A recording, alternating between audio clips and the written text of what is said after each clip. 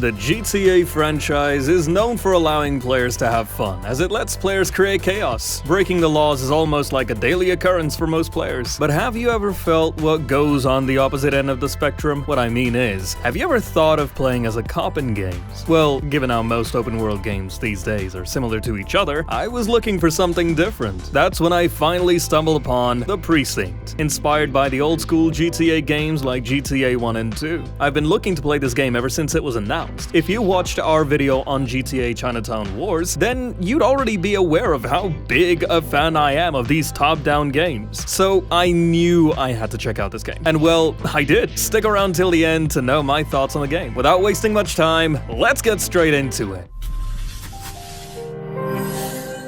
Without going into much detail and spoiling the story, let me first give you a synopsis. The game is set in the 80s, in a fictional world of Averno City. You get to play as Nick Cordell Jr., an officer fresh out of the academy. We're given more details about the character during the opening sequence, when it is revealed that Nick's father was also a cop. This tells us more about why Nick joined the force. His father was once considered a legend in the city. However, unfortunately, he was murdered while on duty. More details about the other in-game characters are revealed too. We're introduced to our partner, Kelly. He was my favorite side character in the game. While he cannot wait to retire, he's a fun addition to the storyline who stays with you all the time. Other characters like the chief and other officers are introduced too, but they aren't as important since we don't interact with them much. The main plot of the game revolves around keeping the city's crime down while trying to find out more about the city's mystery murderer. Nick also seems to be curious about finding exactly what went down with his father and why he was murdered. In all honesty, I was a bit disappointed with the game's story. While the plot doesn't sound half bad, however, my main issue with the story is the actual pacing. The game is not paced well enough to make the story enjoyable. At times, it's hard to keep track of the story as it doesn't have much grip. I did not enjoy the ending as well, as it felt very predictable. The story should have had more focus, as it felt very underwhelming.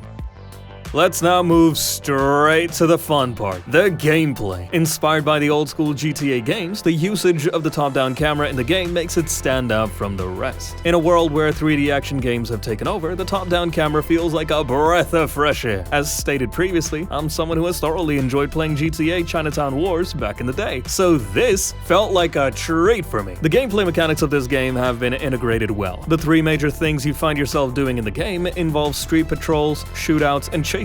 Instead of completely giving you access to the open world, the game is broken down into shifts. You can choose a new shift as you start a new day. Let me break down every mechanic and give you my thoughts. One of the major parts of this game involves patrolling the streets to keep the city safe. The developers have put a lot of effort into this mechanic. Given the regular crimes that keep happening, you'll find yourself busy most of the time. You can either spot criminals by yourself, or at most times, your radio would buzz off to tell you about a crime taking place. Along with handling bigger crimes, the game also has the option to finish up small tasks, like writing a ticket for a parking violation, which looks very realistic. Take a look at all the options you get. Catching criminals is fun, as on-the-foot chases can get intensive. But when you finally do catch the criminals, here's where things get interesting. There's a selection wheel with a bunch of options to learn more about the criminal. Suppose if you have caught a person littering in the street. By digging deeper and checking them, there is a chance you'd find even more dirt on them. By finding more flaws, you'd then be able to add more charges. The game does add realism, as if you were to make a false arrest, you will be penalized. While this feature is fun at the start, I found myself getting bored doing the same thing over and over again. Given the number of criminals you end up catching during each one of your shifts, this feature does get annoying after a point. Thankfully, you can ask your in-game partner, Kelly, to do the arrests for you, which is a helpful addition. In addition to patrolling the streets, shootouts are common in this game. Murders, assaults, and gang fights are a regular occurrence, so you would see yourself shooting down enemies quite a lot. It took some time to get used to shooting down enemies, as it is a bit awkward. However, once I got the hang of it, gang shootouts turned out to be fun. There is a wide variety of weapons players can choose from. Every weapon can be equipped by accessing your police car. There are a few non-lethal items like a stun gun and a baton too. However, I found myself manually tackling the criminals, rather than using those items. I would have liked the addition of throwable items like smoke grenade, as they would have made gang fights and indoor fights more fun. fun. Given the nature of the city, criminals are not that easy to catch. They are prone to entering vehicles, and as a result, you end up chasing most of them. This makes the chase sequences in this game enjoyable. The game gives you the option of many different cars. Along with that, it also includes a helicopter. While the car chases do feel a bit stretched at times, the helicopter sequences, on the other hand, have been handled very well. It has been treated as a tool for assistance, so the helicopter is mainly used to assist your fellow officers in catching criminals. Both the helicopters and the cars in the game control well. The chases get better with time, as you keep upgrading your character. During a chase, there is also an option to call in backup, and in my experience, I found myself using it quite a lot. After you upgrade your character to a certain point, you'll be able to use any of the vehicles present in the game. This involves quite a few rare vehicles, and using them does feel nice.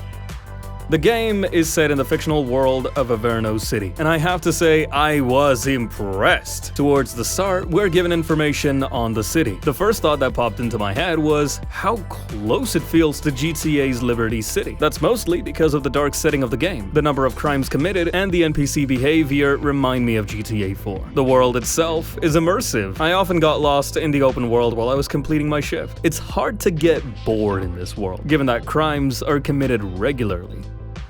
Though the story was underwhelming, I found the missions to be quite enjoyable. The first few missions were mediocre, but as the game progressed, the missions got better. To progress, you are required to take down 2 gangs, causing some trouble in the city. Taking them down requires collecting pieces of evidence against them. In between that, the story keeps on progressing. The actual ending, however, will only appear after you have successfully taken down both gangs. The final mission in the game was quite enjoyable as the shootout got intense.